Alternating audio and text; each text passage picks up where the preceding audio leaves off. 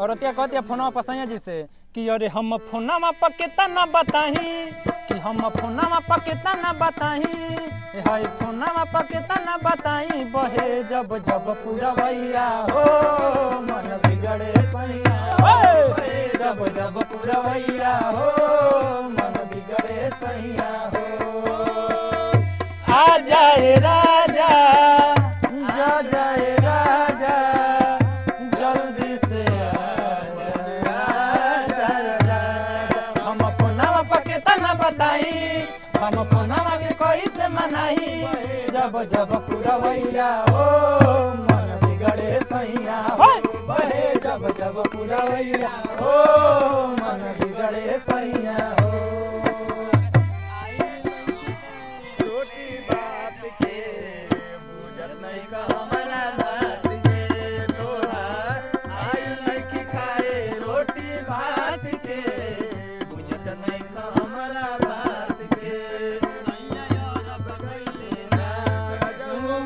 बगैले ना तसे जो पर के करा खाने लड़ब सैया और बगैले ना तसे जो पर के करा संगे लड़ब सैया और बगैले ना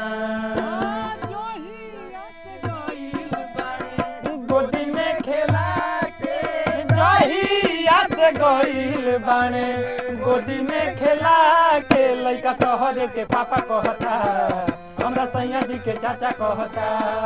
लइका तोहरे के पापा कहता हमरा सैया जी के चाचा कहता कितना मनाई गई दूध पियाई तुमको नहीं छुपाला हो सासु न देखनी घर के छोड़ी सैया के कोरा न जाला हो पापा कहता कितना मनाई दूध पीली धराई तनिको नहीं छुपाला हो